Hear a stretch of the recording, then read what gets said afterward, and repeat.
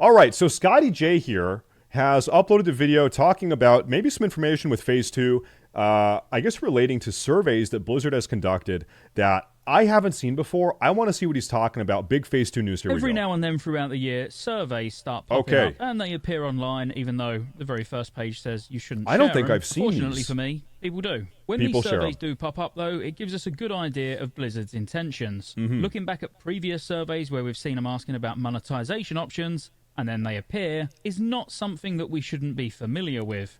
Now, what I have seen, surveys coming out before Classic TBC, surveys coming out before Classic Wrath, and also there have been multiple waves of Classic Cataclysm-related surveys.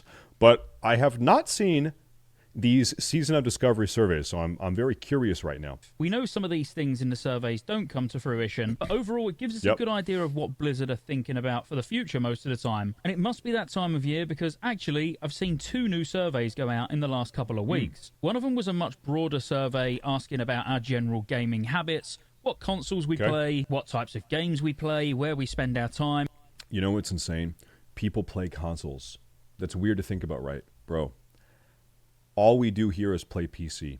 There are people that actually get home from work, they sit down on their couch in their living room, and they play then they boot up the PlayStation 5. How weird is that? Like, that, God, that's so foreign to me. I haven't done that since like 2003.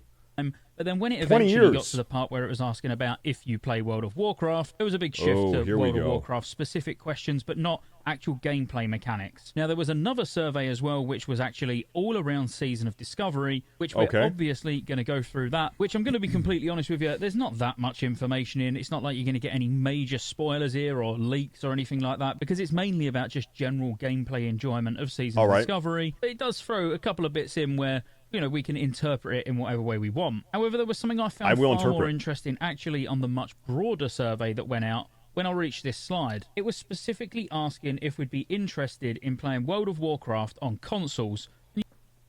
No way. No. Imagine. I mean, like, probably the only class that you could play on console is like Ret Paladin, probably, because you really don't need any player input to play a Ret Paladin properly. But so as we all know, Microsoft acquired Activision Blizzard just like a month or 2 months ago, right? A couple months ago. You can bet your ass that Microsoft is trying to come up with a way to get World of Warcraft to some degree on consoles, because what else does Microsoft own? The Xbox, okay? You know that they want World of Warcraft something World of Warcraft on the Xbox as an Xbox exclusive. You know that they do. And it might not be World of Warcraft. It might be a new Warcraft game, some game set in the Warcraft universe. Who knows? But you know they want to bring the Warcraft universe to the Xbox. You know that they're thinking about that. And it would be dumb not to be. You got to choose whether you'd be very interested, sort of mildly interested, not that interested, or just you don't want to play World of Warcraft on consoles. Now, this has been an age-old question, just why isn't World of Warcraft on consoles where it can reach a whole new audience? And really, from my perspective, I would say it's just never been a particularly friendly console game. I've covered videos on how you can play it with a controller using things like console port and immersion, and it does make it feel playable, but you would never be able to compete with even yourself if you was using a mouse and keyboard. Now, where this starts changing is actually during Dragonflight. Blizzard put this post out all about the changes to Dragonflight. And do you guys think that there will ever be a better gamer hardware input method than keyboard mouse? Like 30 years from now, are we going to have some new hardware format that is standard and everyone uses it and it is superior to keyboard mouse? Neuralink. I'm going to sit here like a vegetable in my chair, and I'm going to be twitching, and there's going to be drool coming out of my mouth. And I'm going to be the best gamer alive. And that's what gaming looks like. Yeah, it's going to be awesome. And the fact that they've actually added gamepad API support improvements, that they've made additional API updates to these control schemes, improving support for controllers, touchpads, and gyros, so add-on creators can leverage them. Included added support for gamepad button icons to improve their legibility on the action bar, and ability to combine gamepad and mouse input in a single control scheme. Now, this was also paired with the fact that there was an interact key, targeting system updates, among other things, even like just non-targeted abilities where maybe they're getting ready for consoles. Action-based. Now, I personally think if we're going to see anything on the console, it would actually be retail and not necessarily classic. On the basis even classic runs on the Dragonflight engine now, where the options and menus and all that are extremely similar, I could see at some point all of World of Warcraft ending up on consoles, especially since the obvious acquisition from Microsoft. Now, like I say, I've spoke about being able to play it with a controller in many videos over the years, because I do actually enjoy just if I'm leveling, sat chilling on the sofa and playing it with a controller. It's not the sort. I could not even fathom that. He's playing WoW with a controller on the sofa. Dude, I could not even imagine sort of thing I would actually raid with. I bought the Steam Deck to do some leveling when Wrath of the Lich King actually launched. No shot. It was really useful. When I was getting in bed, I was using the Steam Deck and then actually doing a reasonable amount of leveling, but it's still really clunky. And I think it would need a bit of an overhaul. And you wouldn't be able to just rely on third-party add-ons. It would obviously need to be just baked into the game. You select whether you're using mouse and keyboard or a controller. No shot. Obviously, let's not forget the fact that you can just use a mouse and keyboard on most consoles now anyway. It was really only that one slide out of the whole thing that I wanted to mention, just because it's pretty interesting. We'll fly through the Season of Discovery survey. As I say, it's not going to take very long because it's not mega interesting, but there is a few bits in here. So other than all the age, gender, and all of that at the start, when it actually got into the questions, it was asking what best describes your familiarity with World of Warcraft Classic Season of Discovery. So again, this is specifically Season of Discovery. So either played it, heard of it and not played it, or not heard of it at all. So obviously, depending on what you select here would then depend on what your next questions are going to be. But of course, this person has played it, so then they want to know how satisfied we are. Chat, how satisfied are you? Very satisfied, somewhat unsatisfied, neither satisfied nor unsatisfied, somewhat satisfied, very satisfied.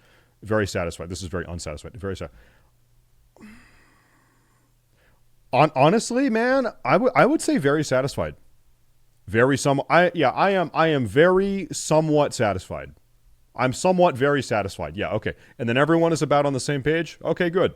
Once you decide people like Season Discovery. They like it. It was then just a case of deciding how likely you would be to recommend it to a friend. And I mean, I think most of us are enjoying Season of Discovery. I don't have friends.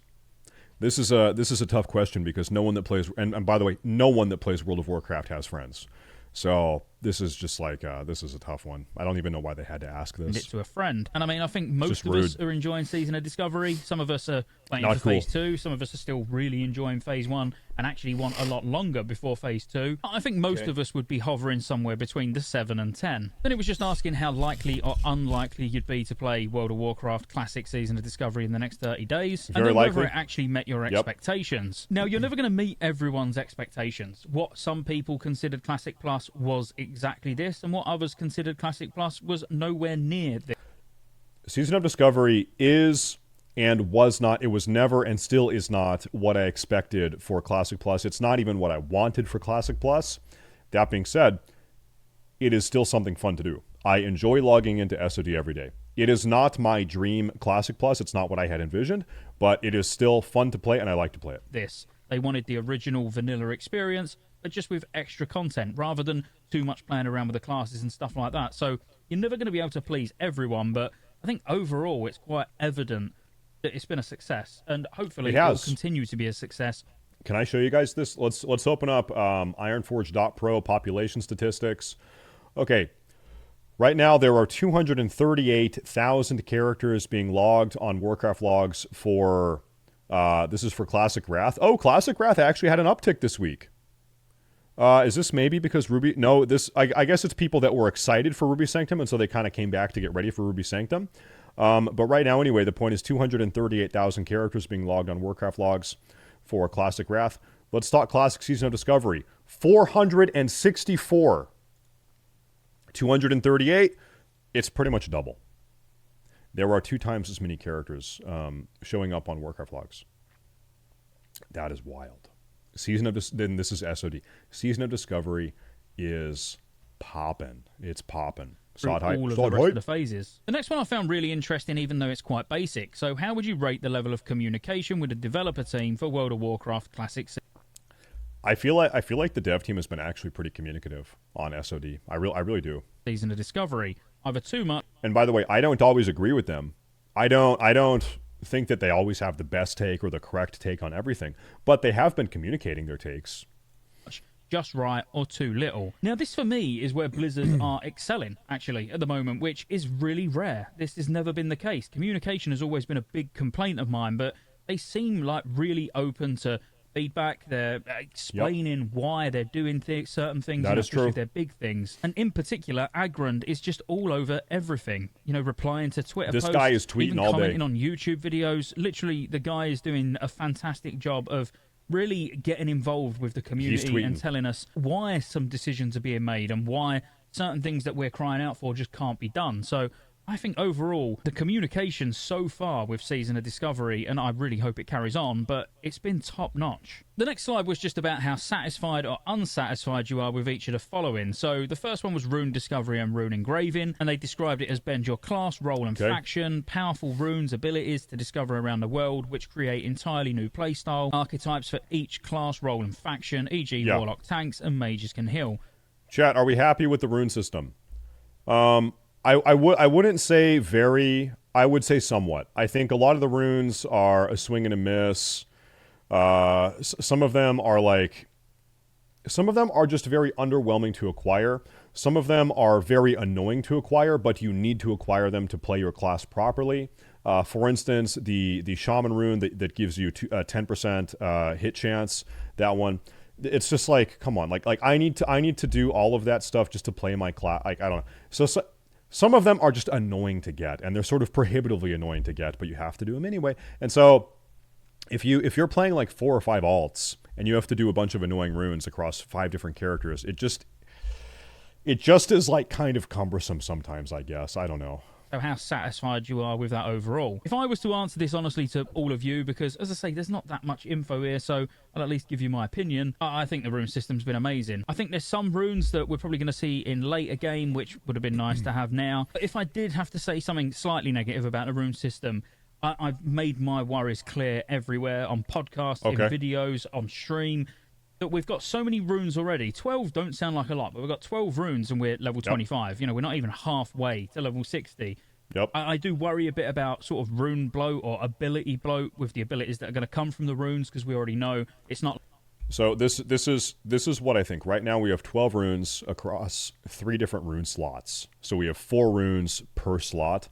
I think that at level 40, we're going to have 1 more rune slot with 4 runes in that slot. So at 40, we're going to have 16 runes total and 4 slots. 4 times 4 is 16.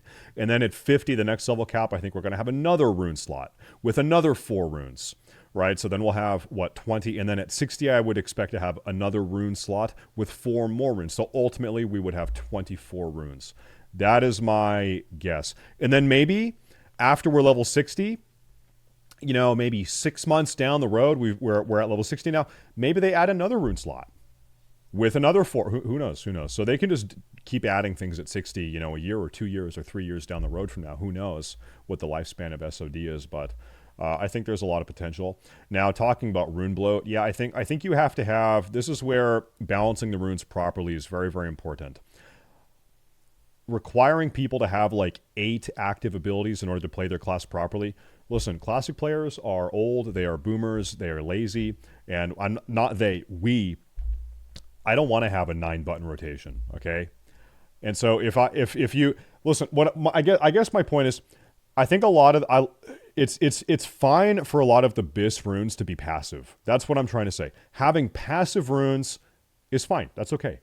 That's totally fine. Or runes that augment abilities that you already have. That's okay. That's fine. Like we're going to get another 4 on gloves to choose from, 4 on chest. We're going to get shot. I guess the point is more buttons to press is not always a good thing. Shoulders, cape, braces, whatever. You know, by end game, we're probably going to have most slots with a rune on. So I'm kind of hoping that we don't just end up with a ridiculous amount, but at the same time, having a ridiculous amount arguably would then make it more fun for some people, but maybe a little bit too overwhelming for others, especially if they joined, let's say, phase 4 and, you know, everyone's working on endgame, and then you're jumping in and there's like, I don't know, 50 runes or something like that you've got to go and find and work out what's going to be the best. And you know, it could be a bit overwhelming for people that have just not played through the phases naturally, but I'm sure Blizzard have thought about that, and we'll see how it unfolds. Next, they asked about the new raid, Black Fathom Deep. So, do you think? Let's say we're level 60 1 year from now. 1 year from now, should Blizzard ever add rune catch-up mechanics,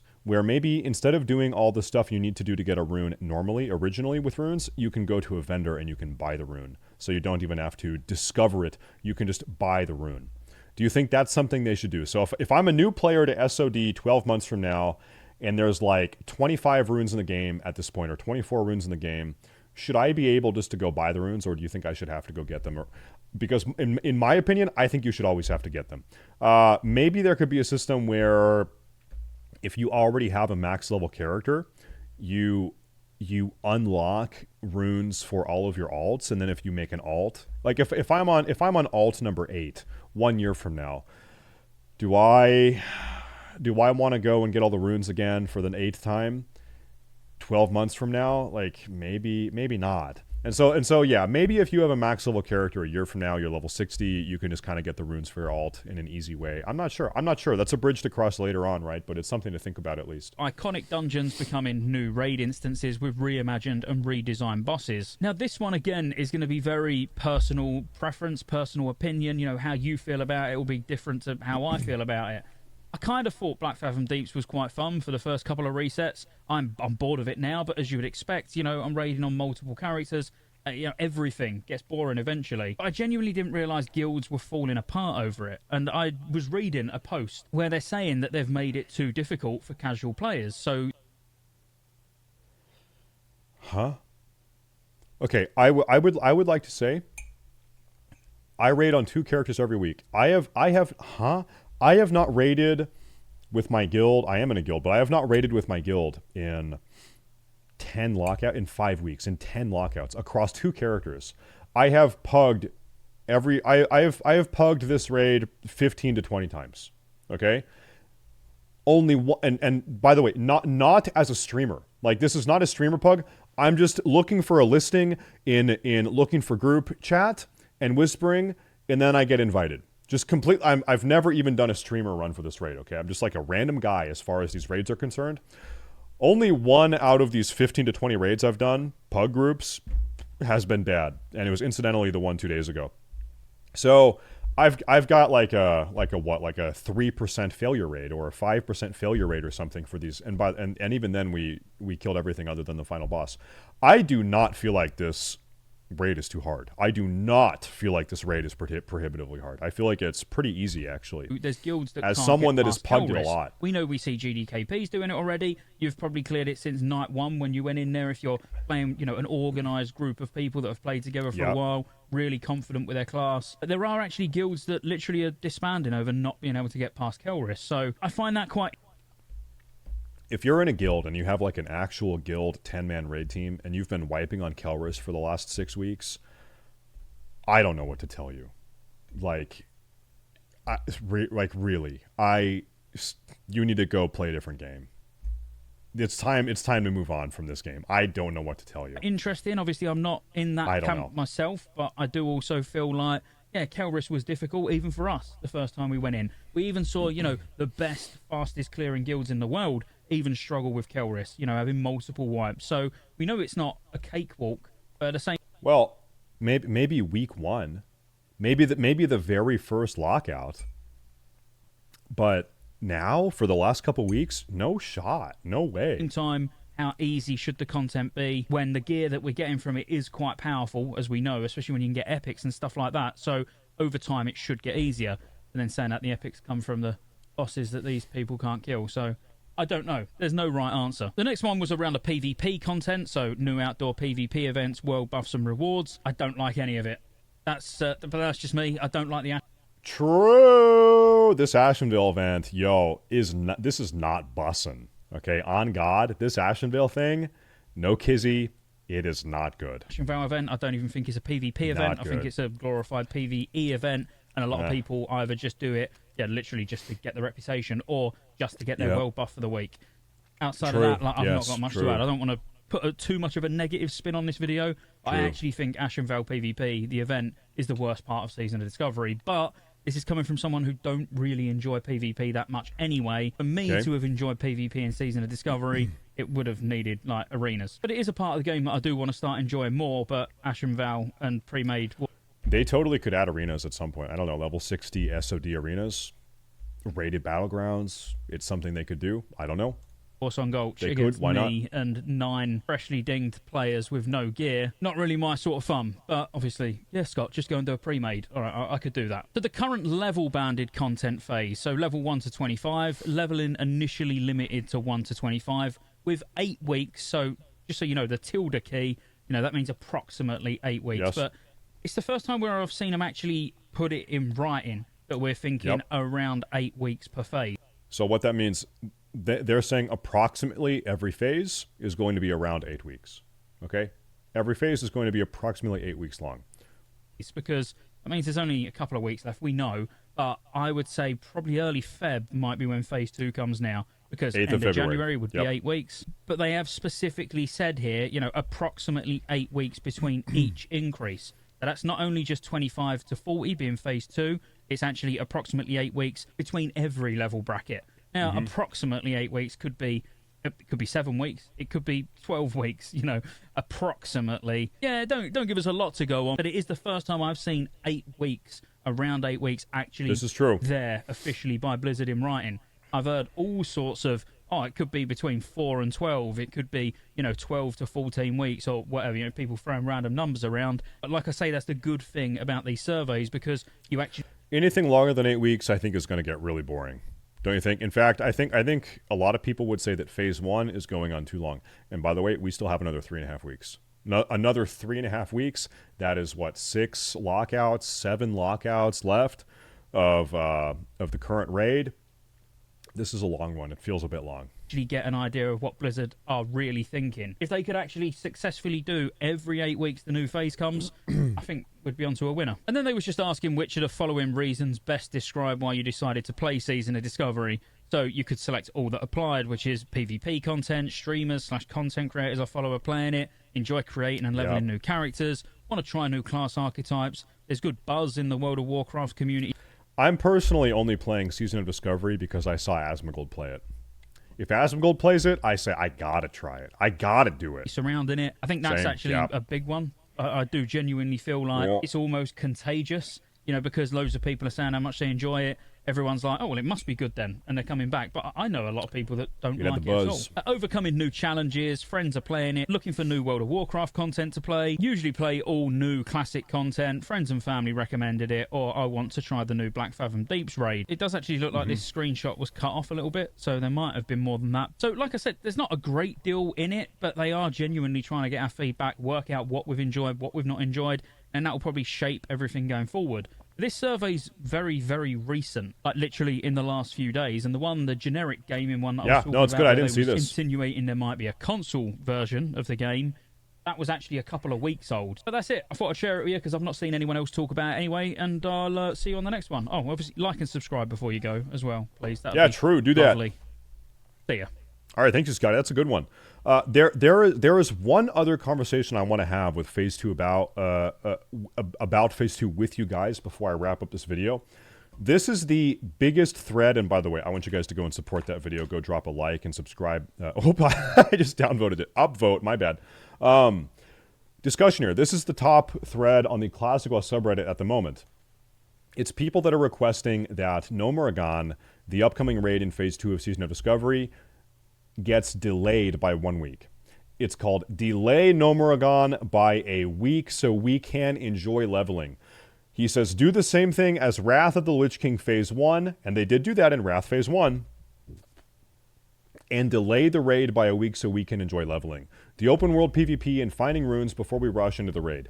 This will also make the race to world first for No Muragan much more interesting, since it will be dependent more on player skill than dependent on whoever could take PTO, that's paid time off, that's vacation time from your work, or maybe people that are, speed levelers or that are preparing the most for leveling quickly when Phase 2 comes out.